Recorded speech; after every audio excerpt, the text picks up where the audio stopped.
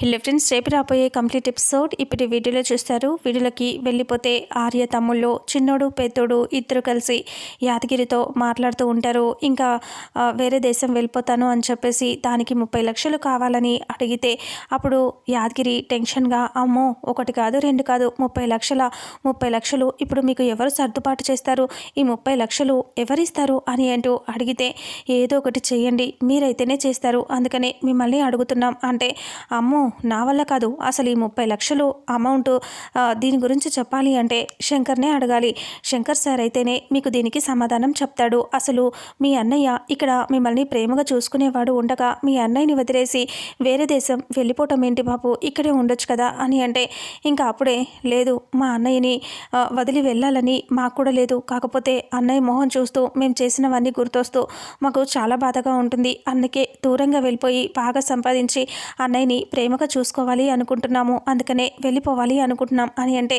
మీరు అలా వెళ్ళిపోతే మీ అన్నయ్య చాలా బాధపడతారు కదా, ఆ విషయం గురించి ఆలోచించరా మీరు అని అంటే, పెద్దోడు ఇలా అంటాడు, నేను అదే చెప్తున్నాను, అన్నయ్య బాధపడతాడు, డబ్బులు కూడా ఇప్పుడే సర్దుబాటు అవ్వవు, వద్దు అని చెప్తున్నాను, అయినా వీడే వినట్లేదు అని అంటూ చిన్నోడి మీద పెద్దోడు చెప్తూ ఉంటాడు. అదేంటి బాబు వినొచ్చు కదా, పాపం మీ అన్నయ్య ఒకవేళ మీరు డబ్బు అడిగినా కాదనకుండా ఇబ్బందులు పడతాడేమో, ఆలోచించవచ్చు కదా అని అంటూ అడిగితే, ఇంకా ఇంకేదో రకంగా మీరే సర్దుబాటు చేయండి అని అంటూ యాదగిరిని అడిగితే, యాదగిరి అమ్మో నేనేం చేయగలను, అంత డబ్బు అంటే మనతో అవుతుందా అని అనుకుంటే, అసలు అయినా ఇది ఎవరు చేయాలో వాళ్ళు చేస్తేనే బాగుంటుంది, అయినా ఈ విషయం గురించి అని అంటూ ఉండగానే ఇంకప్పుడు శ్రావణి సంధ్య ఇద్దరు అక్కడికి వచ్చేస్తారు. ఏంటి ఎవరెవరి గురించో ఏదేదో మాట్లాడుకుంటున్నారు, ఏంటి అసలు విషయం సరిగ్గా చెప్పండి, మాకు అర్థం కావాలి కదా అని వాళ్ళు రాగానే, అవును మీరు వీళ్ళు వచ్చారు కదా, వీళ్ళేమైనా సర్దుబాటు చేస్తారేమో అడగండి అని యాదగిరి అంటే,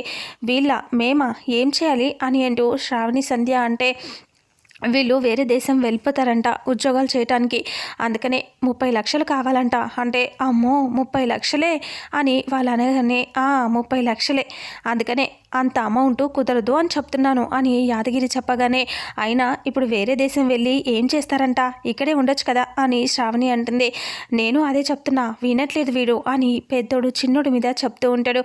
ఇక అప్పుడే ఏదో ఒకటి చేయండి ప్లీజ్ అని చిన్నోడు బతిమిలాడితే ఇలా అంటాడు యాదగిరి, సరే ఏదో ఒకటి చేద్దామంటే, ఈ విషయంలో నేను నువ్వు అందరం ఎవరూ ఏం చేయలేము, శంకర్ సార్ మాత్రమే చేయగలడు, ఆయనని మీరు అడగను అంటున్నారు కాబట్టి ఇందులో ఒక్కరు మాత్రమే చేయగలరు అంటే ఎవరు అని అంటే, గౌరీ మేడం మాత్రమే చేయగలరు అని అంటే, అవునా అని అంటే, అవును గౌరీ చెప్తే శంకర్ సార్ ఒప్పుకుంటారు, ఏదో రకంగా గౌరీ మేడం ఒప్పిస్తారు, డబ్బులు అరేంజ్ చేస్తారు అని అంటే, అప్పుడు ఆలోచిస్తూ ఉంటారు, అమ్మో వద్దు అన్నయ్యకి చెప్తుంది, అన్నయ్యకి తెలియకుండా కావాలి అని అంటూ అడగగానే, ఇంకా మరి మీ అన్నయ్యకి తెలియకుండా ఇంత డబ్బులు మనకి ఎవరిస్తారు అని అంటూ ఉంటే, నేను ఇస్తాను అని అభయ్ అక్కడికి వస్తాడు.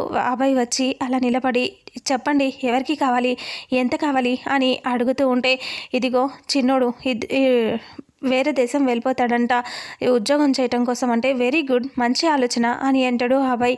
అలా అంటే దానికి 30 లక్షలు అవసరం పడతాయంట అంటే, వీసాకి అప్లై చేసావా, పాస్పోర్ట్ వచ్చిందా అంటే, వీసాకి అప్లై చేశాను అని చిన్నోడు చెప్తాడు. అవునా వీసాకి అప్లై చేసావా అంటే, ఇప్పుడు నువ్వు వెళ్ళిపోవటం ఒకటే ఉంది కదా వీసా వస్తే అంటే, అవును అని చెప్తే, వీసా వచ్చాక నాకు చెప్పు, నేను డబ్బు అరేంజ్ చేస్తాను, మాయతో ఏర్పాటు చేపించేస్తాను అని అంటూ అభయ్ చెప్తాడు. అలా చెప్పేసరికి సరే అని చాలా థ్యాంక్స్ అని చెప్తాడు. అయితే ఈ విషయం గురించి అన్నయ్యకి తెలియకూడదు అని చిన్నోడు అంటాడు. ఆ మాట వినేసరికి అభయ్ అలా చూసేసి టెన్షన్గా ఫోన్ చెవి దగ్గర పెట్టుకొని హలో అని అనుకుంటూ వెళ్ళిపోతాడు. అంతలో అదేంటి ఫోన్ రాకుండానే చెవి దగ్గర పెట్టుకొని వెళ్ళిపోయాడేంటి అని శ్రావణి సంధ్య అంటారు. అప్పుడు ఇలా అంటాడు యాదగిరి, ఆ విషయం మీకు ఇంకా అర్థం కాలేదా అంటే, ఇంకా అర్థం కావటానికి ఏముంది అని అంటే, ఫోన్ రాకపోయినా వీళ్ళు చివరిలో ఒక మాట అన్నారు చూసారా, దానికి చెవి దగ్గర పెట్టుకొని వెళ్ళిపోయాడు అని యాదగిరి చెప్తే, ఏం మాట అని అంటే, శంకర్ సార్కి తెలియకూడదు అన్నారు కదా. ఆ మాట విన్నందుకు అమ్మో తెలియకుండా ఎలా చేయాలి అనేసి వెళ్ళిపోయాడు. అసలు ఈ ఇంట్లో శంకర్ సార్ మాట అంటే మాటే. ఆయన మాట దాటి ఎవరు ఏ పని చేయరు. కాబట్టి నువ్వు చచ్చినట్టు మీ అన్నయ్యకి చెప్పి వెళ్ళాల్సి ఉంటుంది అని యాదగిరి అంటాడు. ఆ మాట అనేసరికి చిన్నోడు పెద్దోడు అందరూ అలా చూస్తూ ఉంటారు. ఆ తర్వాత ఇంకా మాయ వాక్గా ట్రెమిల్లా వాక్స్తూ ఉంటే ఆ అబ్బాయి పక్కనే ఉంటాడు. తను ఎక్సర్సైజెస్ చేస్తూ ఉంటాడు. ఆ తర్వాత మాయ ఇలా అంటుంది, అబ్బాయి నువ్వొచ్చి చెయ్యి అని అంటే సరే అని ట్రెడ్మిల్ మీదకి ఇంకా అబ్బాయి వెళ్ళిపోయి వాక్ చేస్తూ ఉంటాడు. ఇక అప్పుడే ఆర్య కాఫీ తాగుతూ పైకి వచ్చేస్తాడు. సడన్గా వీళ్ళిద్దరిని చూస్తే ఇద్దరు నవ్వుకుంటూ అలా ఎక్సర్సైజెస్ చేస్తూ కనిపిస్తారు. వాళ్ళిద్దరిని చూడగానే ఆర్య అలా చూస్తూ ఉంటాడు. ఇంకా అప్పుడే మాయ చూస్తుంది. అప్పుడు అబ్బాయి మాయ ఇప్పుడు నువ్వు అని అంటే మాయ ట్రెడ్మిల్ మీద మళ్ళీ నడుస్తూ ఉంటుంది. అప్పుడు ఇలా అనుకుంటూ ఉంటుంది మనసులో, శంకర్ నువ్వొచ్చావా, ఇప్పుడు చూడు నేనేం చేస్తానో, నువ్వు చావాలి మనసులో అనుకుంటూ ఇంక వెంటనే కామెడీ చేస్తూ నవ్విస్తూ ఉంటుంది. అబ్బాయి అలా ఇద్దరు నవ్వుకుంటూ ఉంటే శంకర్ చూడలేకపోతూ ఉంటాడు. ఇక వెంటనే ఒక్కసారిగా తను కింద పడిపోయినట్టుగా కాలు బెనికినట్టుగా యాక్ట్ చేస్తుంది. ఇక అప్పుడే అబ్బాయి ఇలా అంటాడు, మాయ ఏమైంది మాయ అని కంగారు పడుతూ ఉంటే కాలు బెనికినట్టుంది అబ్బాయి అని చెప్పగానే అలాగే తీసుకొచ్చేసి చైర్లో కూర్చోబెట్టేసి కాలు తీసుకొని తన మీద ఇలా ఒళ్ళో పెట్టుకొని అబ్బాయి చెక్ చేస్తూ ఉంటాడు. ఇక్కడ ఏం జరిగింది, ఎక్కడ నొప్పిగా ఉంది అని అడుగుతూ ఉంటాడు. చాలా నొప్పిగా ఉంది అబ్బాయి, తట్టుకోలేకపోతున్నాను అని అంటూ ఉంటే అప్పుడు అబ్బాయి తన మాయ కాళ్ళు తన ఒళ్ళో పెట్టుకొని తను ఇలా చేతులతో పట్టుకొని నొక్కుతూ ఉంటాడు కదా. ఇలా సైగ చేసి మాయ ఆర్యకి చూపిస్తూ ఉంటుంది నవ్వుకుంటూ. ఇక అప్పుడే అబ్బాయి వెంటనే ఉండు నేను స్ప్రే తెస్తాను అనేసి వెళ్తూ శంకర్ గారు చూసుకోండి మాయకి కాలు బెనికింది అనేసి నేను స్ప్రే తీసుకొస్తాను అని అబ్బాయి కిందకి వెళ్ళిపోతాడు. మాయ అబ్బాయి వెళ్ళిపోగానే మళ్ళీ లేచి ఆర్య దగ్గరికి వచ్చి ఇలా అంటూ ఉంటుంది, ఏంటి శంకర్ గారు చూస్తుంటే ఒళ్ళంతా మండిపోతున్నట్టుందే అని అంటూ ఉంటే అప్పుడే ఆర్య ఏమీ మాట్లాడకుండా చూస్తూ ఉంటాడు. ఇక అప్పుడే ఇలా అంటూ ఉంటుంది, చూసావా నీ వారసుడు నీ కొడుకుని నా కాళ్ళ దగ్గర పెట్టాను, ఇంకా కొద్ది రోజులాగు నీ వర్ధన్ ఫ్యామిలీ మొత్తం నా కాళ్ళ కిందే బతకాల్సి ఉంటుంది, నా చెప్పు చేతుల్లో మిమ్మల్ని బతికిస్తాను అని అంటూ సీరియస్గా చెప్తూ ఉంటుంది.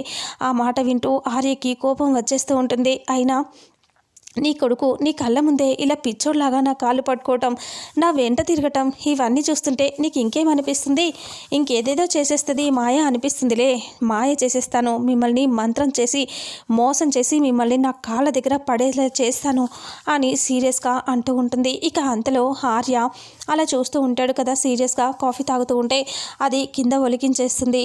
చేయితో ఇలా ఆర్య చేతి పట్టుకొని ఇలా కాఫీ కింద పడేసి ఇలా అంటూ ఉంటుంది, ఇంకా ఇలా నీ బతుకు ఇలా అయిపోతుంది, నేల పాలైపోతుంది, అంతేకాదు ఇప్పుడు అభయ్ రానివ్వు, నీ సంగతి చెప్తాను, నేను ఆడే ఆటకి ఇంకా డ్రామాకి చచ్చిపోవాలి అనేసి ఇలా వెళ్ళబోతూ ఉంటుంది. అలా వెళ్తూనే తను కాఫీ ఒలికించేస్తుంది కదా, దాని మీద కాలు పెట్టి జారి కింద పడిపోతుంది. ఇంకా అప్పుడే ఆర్య నవ్వుతూ పాట పాడటం మొదలు పెడతాడు. ఇంకా అనుకున్నది ఒక్కటి అయినది ఒక్కటి అని చెప్పి బోల్తా కొట్టిందిలే బుల్బుల్ పిట్ట అని చెప్పి పాట పాడుతూ ఎవరు తీసుకున్న గోతిలో వాళ్ళు పడతారన్నమాట. ఇప్పుడు ఏదో చేస్తానన్నావు చూడు ఏం చేసావు, విర్ర విగుతూ వెళ్ళావు, పడ్డావు అని అంటాడు. అలా అనిస్తే ఇంకా అబ్బా అమ్మ అని చెప్పి వెళ్ళి చైర్లో కూర్చుంటుంది. అంతలో అబ్బాయి వచ్చేస్తాడు. అబ్బాయి అంతకుముందు దెబ్బే అనుకుంటాడు. ఇంకా పక్కన వచ్చి కూర్చొని మాయా ఏమైంది మాయా అని అంటూ స్ప్రే తీసుకొని కొడుతుంటాడు. ఇప్పుడు తగ్గిందా మాయా అని అంటూ టెన్షన్ పడుతూ ఉంటాడు అబ్బాయి చేతిలో నుంచి ఆర్య వచ్చి స్ప్రే తీసుకొని, ఏంటి అబ్బాయి తనకి అంత నొప్పిగా ఉంటే నువ్వు ఇంత మెల్లగా కొడితే ఎలా తగ్గుతుంది చెప్పు, గట్టిగా కొట్టాలి అని కాలుకి స్ప్రే చేసినట్టు చేసి మాయ కళ్ళలోకి స్ప్రే కొడతాడు ఆర్య. అలా కొట్టేసరికి మాయకి మండిపోతూ అరుస్తూ ఉంటుంది. ఇక వెంటనే అయ్యయ్యో కళ్ళు మంట అని అంటూ అరుస్తూ ఉంటే ఇంకా అయ్యయ్యో కళ్ళలో పడింది అబ్బాయి హాస్పిటల్కి తీసుకెళ్ళు, లేదంటే కళ్ళు కూడా పోతాయి అని అంటే సరే అని చెప్పేసి అబ్బాయి మాయని హాస్పిటల్కి తీసుకొని వెళ్తూ ఉంటే వెనక్కి తిరిగి చూసి శంకర్ నన్ను ఇలా చేస్తావా, నీ సంగతి చెప్తాను అనేసి వెళ్ళిపోతుంది. ఇంకా అప్పుడే ఆర్య నవ్వుతూ ఇలా వెనక నుంచి ఇలా ఎక్కిరిస్తూ డాన్స్ చేస్తూ ఉంటాడు. మాయని చూసి వెళ్ళవే వెళ్ళు, నువ్వేం చేస్తావు, ఈ శంకర్ గారితో పెట్టుకున్నావంటే నీ బతుకు ఆగమైపోతుంది అని అనుకుంటూ నవ్వుతూ ఉంటాడు ఆర్య. తనలా వెళ్ళిపోయిన తర్వాత ఇంకా ఆర్య మళ్ళీ కిందకి వచ్చేసి ఆలోచిస్తూ అటు ఇటు తిరుగుతూ ఉంటాడు. అంతలో ఆర్యని చూసి రవి అక్కడికి వస్తాడు. రవి అక్కడికి వచ్చి సీరియస్గా చూస్తూ అక్కిని పిలుస్తాడు. అక్కి అక్కి అని చెప్పి అరిస్తే అక్కి పరిగెత్తుకొచ్చేస్తుంది. ఏంటి నాకు టిఫిన్ పెట్టవా అని అంటూ అడుగుతాడు. ప్రతిరోజు అడగాల నిన్ను అని కోపంగా తిడుతూ ఉంటాడు. జెండే కూడా వచ్చి నిలబడతాడు. ఇంకా అప్పుడు అక్కి ఇలా అంటుంది, నేనేం చేశాను, నీకు జ్యూస్ ఇచ్చాను కదా, ఇందాక జ్యూస్ తాగావు కదా, అందుకే ఇప్పుడే టిఫిన్ చేయవేమో అనుకున్నాను రవి అని అంటూ అక్కి టెన్షన్గా అంటుంది.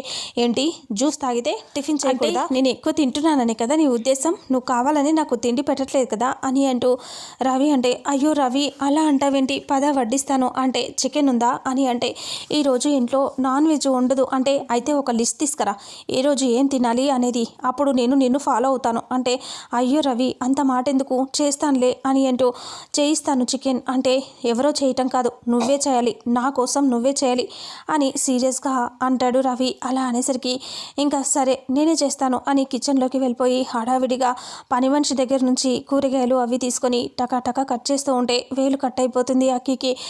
తనకి వేలు కట్ అవ్వగానే జెండే ఆర్య ఇద్దరు ఒక్కసారిగా ఇలా ఉలిక్కి పడి చూస్తూ ఉంటాడు. రవి మాత్రం నవ్వుతూ చూస్తూ ఉంటాడు. చూసారా ఎలా జరుగుతుందో అనేసి. అక్కి నొప్పితో అబ్బా అని చెప్పి ఇలా గాలి ఊపుతూ ఉంటుంది చేయి నొప్పికి మంటకి.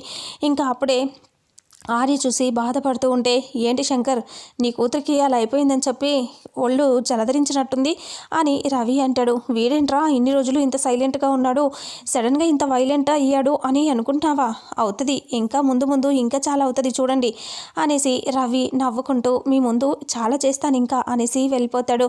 జెండా దగ్గరికి వచ్చి ఆర్యని చూస్తూ ఇలా అంటాడు, శంకర్ నువ్వు ఏదో ఒకటి ఆలోచించు శంకర్, నువ్వు ఏదో చేస్తానని చెప్పావు కానీ ఏమీ చేయట్లేదు, చాలా కంగారుగా ఉంది, ఈ మాయ ఈ రాకేష్ ఇంకా ఎన్ని ప్లాన్లు చేస్తారో ఏమేం చేస్తారో అని భయంగా ఉంది అని అంటూ ఉంటే ఆర్య ఆలోచిస్తూ ఏం చేయాలో తెలియట్లేదు అని అంటూ మాట్లాడుకుంటూ ఉంటే యాదగిరి అక్కడికి వచ్చేసాడు. ఏమైంది, ఎందుకు మీరు అంత కంగారుగా ఉన్నారు సార్ అని అంటూ యాదగిరి అడిగితే ఏం లేదు అని చెప్తూ ఉంటారు. ఏం లేదా, అసలు ఇన్ఫర్మేషన్ ఎవడిస్తున్నాడో తెలిసిందా అంటే, తెలియదు, తెలిసినా చెప్పలేని పరిస్థితిలో ఉన్నాం, ఇప్పుడు ఏం చేస్తారు మీరు అని శంకర్ అంటాడు. ఏంటి తెలిసిందా, తెలిసినా చెప్పలేని పరిస్థితి ఏంటి సార్ అది, మీరు ఇలా మాట్లాడుతున్నారు అని యాదగిరి అంటే ఇంకా తెలియలేదు అంటున్నాడు అని జెండే అంటాడు. అలా అంటే ఓ అవునా, నేను ఇంకా మా ఊడు ఎక్కడ చేస్తున్నాడో అని చెప్పి వాడిని ప్రశ్నించాను అంటే, నేను బుద్ధిమంతుని అని చెప్పాడా మీ ఓడు అని ఆర్య అంటాడు. అలా అంటే ఏంటి సార్ మీ ఉద్దేశం అని అంటూ యాదగిరి అంటే మీ ఓడు కాదు అని చెప్పుంటాడు కదా అలా అన్నాడు అని. అప్పుడు యాదగిరి తెలుసుకోవాలి సార్ ఎవరో ఏంటో అంటే, ఎవరు తెలిసినా ఏం చేస్తావు నువ్వు అసలు అని అంటూ ఆర్య ర్యాష్గా మాట్లాడతాడు. ఇంకా తను టంగ్ స్లిప్ అయిపోయి నిజాలు చెప్పేస్తూ ఉంటాడు. మళ్ళీ జెండే కవర్ చేయలేక ఇలా ఇబ్బంది పడుతూ, సరే శంకర్ నువ్వు పద అని అంటే, సరే నేను ఇక్కడ ఉండలేను ఆఫీస్కి బయలుదేరుతాను అని రెడీ అయిపోయి ఆర్య ఆఫీస్కి బయలుదేరి ఒక్కడే కారులో వెళ్ళిపోతాడు. రౌడీలు బయట ఎదురు చూస్తూ ఉంటారు. ఆర్య బయలుదేరగానే ఫోన్లో మాట్లాడుకుని వాడు బయలుదేరారు అంటే, ఒక్కడే వస్తున్నాడా, పక్కనే గుండుగాడు జెండేగాడు ఏమైనా ఉన్నాడా అంటే, లేడు ఒక్కడే వస్తున్నాడు అని చెప్పగానే, సరే మేము వెయిట్ చేస్తున్నాం రా అందరం కలిసి వాడిని వేసేద్దాం అని ఆర్య గురించి చూస్తూ ఉంటారు. ఇక అప్పుడే మాయ అబ్బాయి అందరూ బయట ఉంటారు. జెండే ఇలా అంటాడు, ఏంటి అబ్బాయి ఇది చూసుకోవాలి కదా, శంకర్ ఒకడే ఆఫీస్కి వెళ్ళటం ఏంటి, అసలే పరిస్థితులు బాగాలేవు అని జెండే అంటే, అబ్బాయి అంటాడు నేను చూస్తూనే ఉన్నాను ఫ్రెండ్, జస్ట్ నేను డ్రెస్ చేంజ్ చేసుకుని వచ్చేలోపే డాడీ వెళ్ళిపోయారు అని అంటూ అబ్బాయి అంటాడు. మాయా రవి ఉంటారు, పద తొందరగా వెళ్దాం, చాలా అసలే రోజులు బాగాలేవు అని జెండే. అబ్బాయి వెళ్ళగానే మాయ అలాగే రవి వాళ్ళిద్దరు కూడా వచ్చేస్తారు. బయలుదేరి అందరూ ఒకే కారులో వస్తూ ఉంటారు. అప్పుడే ఆర్య అలా వెళ్తూ ఉంటే రౌడీలు దారిలో అడ్డుగా ఉంటారు. వాళ్ళు అలా ఉండి వెయిట్ చేస్తూ ఉంటారు. సడన్గా అలా వెళ్ళేసరికి ఇంకా తను ఆర్య వాళ్ళ కారులో నుంచి దిగి వాళ్ళు ఎదురుగా ఉండేసరికి కారులో నుంచి దిగి వాళ్ళని చూస్తూ ఉంటాడు. ఇంకా అబ్బాయి వాళ్ళు వెనుక నుంచి వస్తూ ఉంటారు. ఇంతటితో రేపు రాబోయే ఎపిసోడ్ ఎండ్ అవుతుంది. మరుసటి ఎపిసోడ్లో ఏం జరుగుతుందో తెలుసుకుందాం. వీడియోని చూసిన ప్రతి ఒక్కరూ వీడియోని లైక్ చేయండి, షేర్ చేయండి, కామెంట్ చేయండి. అలాగే మన ఛానల్లో మరిన్ని అప్డేట్స్ కోసం ఛానల్ని సబ్స్క్రైబ్ చేసుకోండి. Thank you so much.